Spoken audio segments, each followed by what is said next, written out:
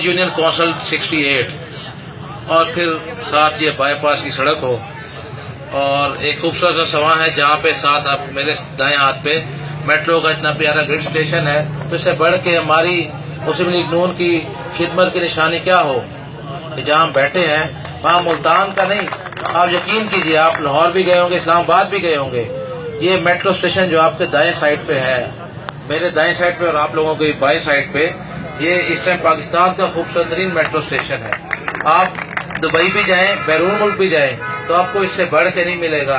یہ سب سے جدید اور سب سے خوبصورت ترین ہے اور ملتان کی میٹرو بس اسٹیشن دنیا کی جدید ترین میٹرو پروجیکٹ میں ہوتی ہے. میرے بھائیوں دوستوں, آپ کو جیسے معلوم ہے کہ میاں نواز شریف, میاں شہباز شریف اور مسلم لیگ نون کا جو ویژن ہے اور جو مقصد ہے وہ صرف ایک ایجنڈا ہے, وہ صرف اور صرف غریب کی خدمت, غریب کی خدمت اور غریب کی خدمت ہے اور دکھی انسانیت کی مدد ہے. اور یہی ہمیں بھی سکھایا گیا ہے, یہی ہمارا بھی مشن ہے. اسی مقصد سے ہی میں بھی نکلا ہوں اس حلقے میں آپ لوگوں کی خدمت کے لیے. مجھے اگر اقتدار کا لالچ ہوتا تو میرے والد صاحب کو جو عزت افزائی آپ لوگوں کی دعاؤں سے تعاون سے ملی تو اس سے بڑھ کے اقتدار کچھ نہیں ہوتا. میں نے تمام اقتدار کے تمام وہ کہہ لیں کہ تمام ہاؤسز دیکھ لیے ہیں اور مجھے سامنے ملک کی باغ دوڑ کا فیصلہ ہو رہا ہوتا ہے تو ایک لالچ ختم ہو جاتی ہے. اس کے بعد مجھے قطعاً کوئی لالچ نہیں ہے. میں صرف مقصد یہی رہا ہے کہ میں عوام کی خدمت کروں. جب میں 3 سال پہلے نکلا تھا علاقے میں غریب افسانی خدمت کے لیے تو مجھے کہا جاتا تھا کہ جناب آصف رضوانہ صاحب آپ تو آ گئے, ابھی تو الیکشن کا نہ کوئی سیزن ہے نہ دورہ ہے, آپ کیوں آ گئے, آپ بیٹھیں اونچے وانوں کے مزے لیں, آپ سیر کریں, گھومیں پھریں اور جو ہے نا جس سے اونچے وانوں کے مزے لیں, تو آج جب الیکشن آئے گا تو آپ کو ٹکٹ تو مل ہی جانی ہے, تو اسی ٹکٹ کے پہ اور پارٹی کے نام پہ آپ الیکشن لڑیں اور آ کے اسمبلی میں بیٹھ جائیں اور اپنا وقت گزاریں. تو میں نے اسی دن ہی کہا, بڑی رکاوٹیں بھی, میں نے اسی دن کہا کہ نہیں, میرا مقصد صرف اور صرف اپنے علاقے کے عوام کی خدمت کرنا ہے اور یہی مجھے میرے والد محترم ملک رفیق رضوانہ صاحب نے سکھایا. تو اسی مقصد سے ہم نکلے. الحمدللہ آج ملتان میں جو پہلے صاحب کا 149 تھا اس میں 29 کے قریب یونین کونسل تھی. کوئی یونین کونسل بھی نہیں ہے, کوئی ایک یونین کونسل بھی نہیں ہے جہاں ہم نے خدمت نہ کی ہو. ہر یونین کونسل میں میں نے دن رات ایک کر کے خدمت کی اور اس کے ساتھ ہی سونے پہ سہاگا محترم جناب شیخ طارق رشید صاحب جو پچھلے الیکشن میں چند ووٹوں سے شکست ہوئی ان کو, اس کے باوجود انہوں نے دل چھوٹا نہیں کیا, آپ کی خدمت کے لیے دن رات ایک کر کے کام کیا. اور یقین کیجئے جتنا انہوں نے کام کرایا ہے آج تک کسی ایم این اے نے بھی نہیں کرایا. اور جس گلی جس محلے میں آپ چلے جائیں آپ کو ان کا کوئی نہ کوئی پروجیکٹ ملے گا, آپ کو ان کی خدمت ملے گی. یہ منہ بولتا ثبوت ہے. تو یہ دیکھ لیں کہ جب ایسے لوگ ہوں اور ایسا مشن ہو تو انشاءاللہ ہمیں جب کامیابی ہوگی تو ہم کتنا فروری سے زیادہ کام کر سکتے ہیں. میں بھی اس وقت منتخب نہیں تھا, شیخ طارق رشید صاحب بھی اس سے منتخب نہیں تھے. دونوں نے اس کے باوجود اپنا فرض سمجھے خدمت کی اور جب انشاءاللہ آپ کے ووٹوں سے, آپ کے تعاون سے, آپ کی دعاؤں سے منتخب ہوں گے تو اس سے بڑھ چڑھ کے ہم علاقے کی خدمت کریں گے. اور بالخصوص یہ جو 2 یونین کونسلیں آئی ہیں یہاں پہ ڈیولپمنٹ نہ ہونے کے برابر ہوئی ہے, بہت کم ہوئی ہے. ہماری توجہ ہے کہ یہاں پہ بہت زیادہ ڈیولپمنٹ کی جائے, یہاں پہ شہر کی ترقی ہو.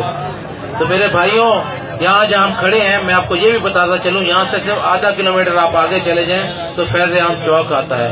فیض عام چوک میرے دادا کے بھائی کے نام پہ ہے. ساتھ ہی علیچی فارم ہے, حفیظ علیچی فارم, فیض عام ہومس نرسری اور کالونی جو ہے وہ ہمارے آباء و اجداد کی جگہ ہے. تو ہم یہیں کے باسی ہیں, یہیں پہ رہنے والے ہیں. اور پھر آپ یہیں سے ہم کھڑے ہیں, یہاں سے آدھا کلومیٹر پیچھے چلے جائیں تو شیخ طارق رشید صاحب کا گلگشت میں گھر ہے.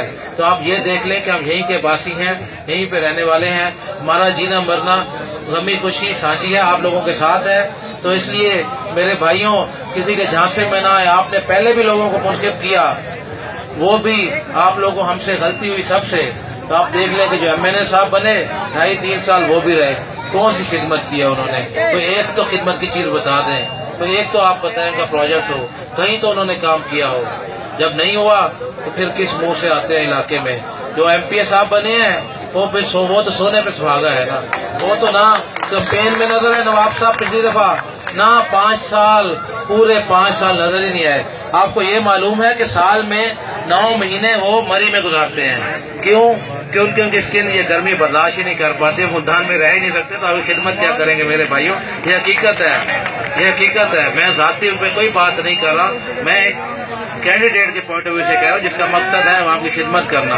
دوپہر کو جب 2 بجے کے بعد ان کی صبح ہوتی ہے تو رات 8 بجے ان کا سورج ڈھل جاتا ہے، اور اس دوران وہ ملتے بھی نہیں ہیں، تو باقی کیا رہ جائے گا؟ اگر دوبارہ ہم سے ایسی غلطی ہوئی تو وہی آپ کو دوبارہ جو جوڑی چل رہی تھی ان کی وہی جوڑی ملے گی، اللہ نہ کرے تو پھر اللہ ہی حافظ ہے ہمارے اس علاقے کا۔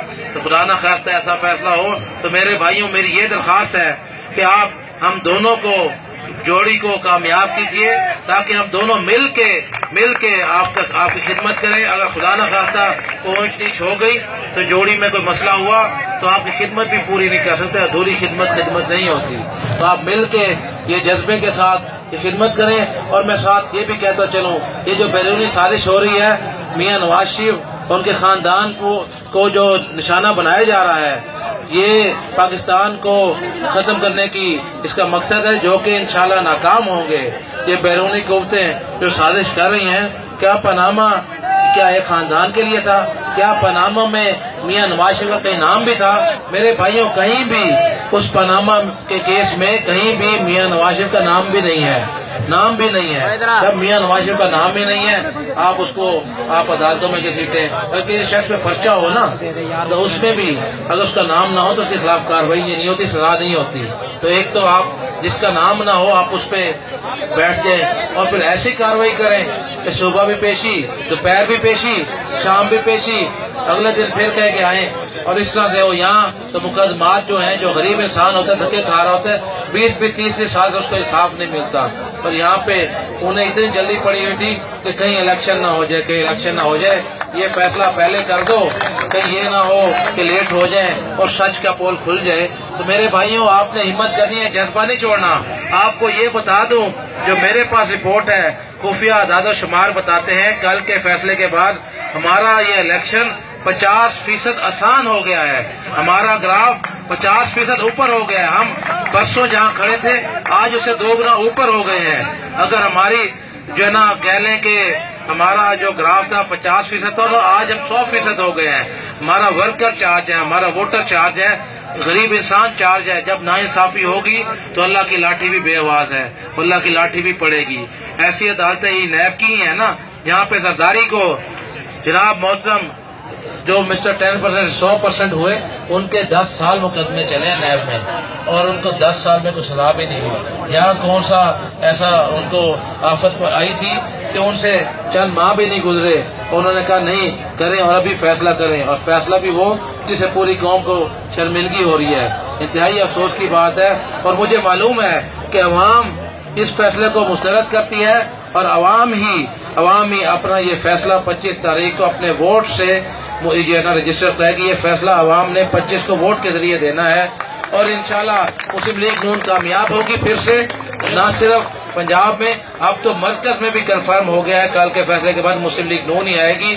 یہ ڈرانے سے نہیں ہوتا، ہم بھی دل جگرا گزرا رکھتے ہیں، لیکن ہماری شرافت کو کا ناجائز فائدہ نہ اٹھایا جائے، یہ میں کہوں گا۔ عمران خان صاحب کس منہ سے آ کے اپنے آپ کو بڑا نیک پاک صاف کہتے ہیں؟ کون سے انہوں نے غلط بیانی نہیں کی؟ جب کیفی بھائی ہیں، تمام دوست ہیں، آپ سب بتائیں، آپ سب کا ایک دوستانہ ہے، گروپ ہے، آپ سب 20 سال سے کٹے ہوں، اور جب آپ کو کوئی راستہ مل رہا ہو آپ اپنے دوستوں کو گاڑی سے اتاریں، دھکا دیں اور آگے چل پڑیں، تو ایسا تو نہیں ہونا چاہیے۔ تو عمران خان نے کیا کیا؟ جو 20 سال سے اس کے ساتھ چل رہے تھے، پچھلے 20 سال سے جو اس کے ساتھ چل رہے تھے، آج جب اس کو موقع ملا